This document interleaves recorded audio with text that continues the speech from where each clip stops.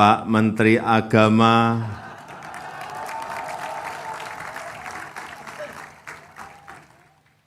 tadi di depan saya kaget, saya pikir Komandan Kopassus.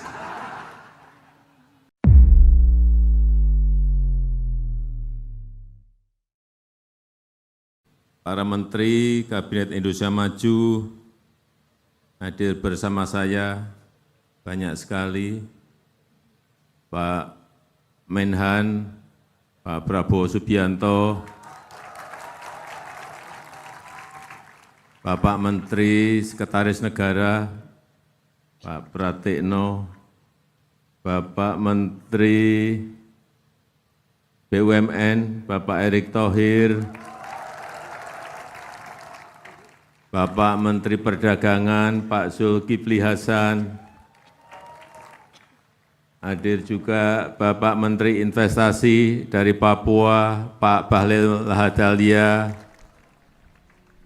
ada Panglima TNI, ada Kapolri, ada Menteri Menpan RB, Pak Anas,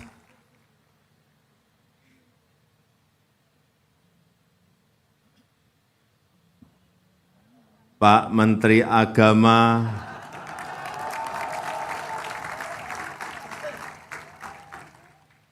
tadi di depan saya kaget, saya pikir Komandan Kopassus.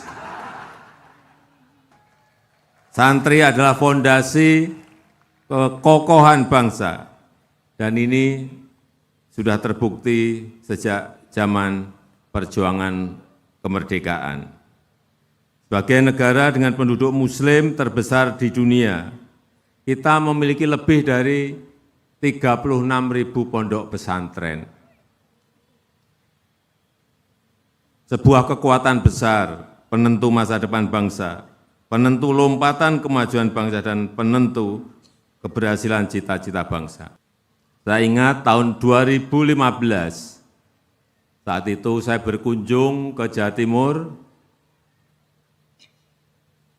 kemudian masuk di sebuah pondok pesantren di Kabupaten Malang, dan ada usulan saat itu dari para kiai dan para santri untuk memutuskan adanya Hari Santri.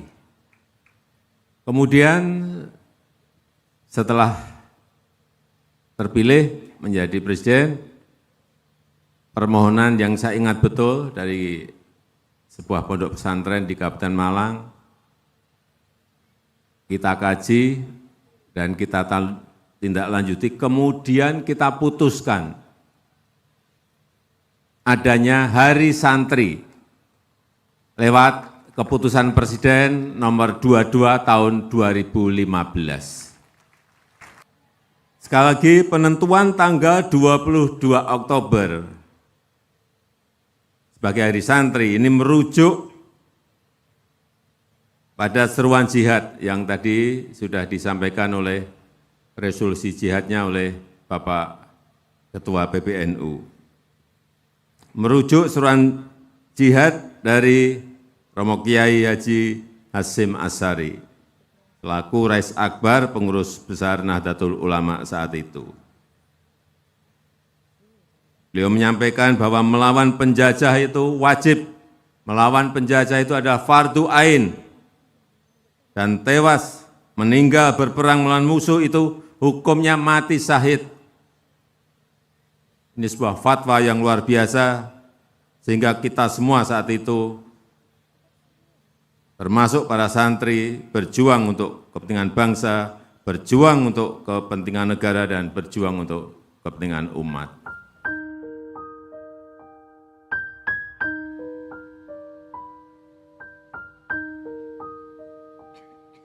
Resolusi Nahdlatul Ulama tentang jihad fi sabilillah. Bismillahirrahmanirrahim. resolusi Rapat Besar Wakil-Wakil Daerah dalam kurung konsul-konsul Perhimpunan Nahdlatul Ulama seluruh Jawa Madura pada tanggal 21-22 Oktober 1945 di Surabaya mendengar bahwa di tiap-tiap daerah di seluruh Jawa Madura ternyata betapa besarnya hasrat umat Islam dan alim ulama di tempatnya masing-masing untuk mempertahankan dan menegakkan agama dan kedaulatan negara Republik Indonesia merdeka. Menimbang A. Bahwa untuk mempertahankan dan menegakkan negara Republik Indonesia menurut hukum Islam termasuk sebagai satu kewajiban bagi tiap-tiap orang Islam. B. Bahwa di Indonesia ini warga negaranya adalah sebagian besar terdiri daripada umat Islam. Mengingat A. Bahwa oleh pihak Belanda dalam kurung Nika dan Jepang yang datang dan berada di sini telah banyak sekali dijalankan kejahatan dan kekejaman yang mengganggu ketentraman umum. B.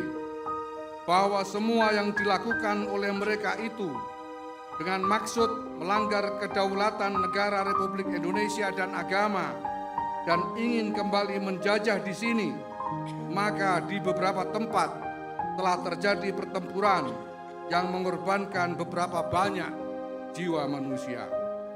C.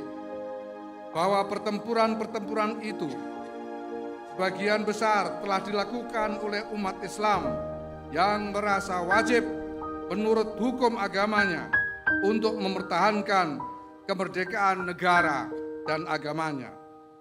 D. Bahwa di dalam menghadapi sekalian kejadian-kejadian itu perlu mendapat perintah dan tuntunan yang nyata dari pemerintah Republik Indonesia yang sesuai dengan kejadian-kejadian tersebut. Memutuskan 1. Memohon dengan sangat kepada pemerintah Republik Indonesia supaya menentukan suatu sikap dan tindakan yang nyata serta sepadan terhadap usaha-usaha yang akan membahayakan kemerdekaan dan agama dan negara Indonesia, terutama terhadap pihak Belanda dan kaki tangannya. 2. Supaya memerintahkan melanjutkan perjuangan bersifat sabilillah untuk tegaknya negara Republik Indonesia merdeka dan agama Islam. Surabaya, 22 Oktober 1945, Husdustir Nahdlatul Ulama.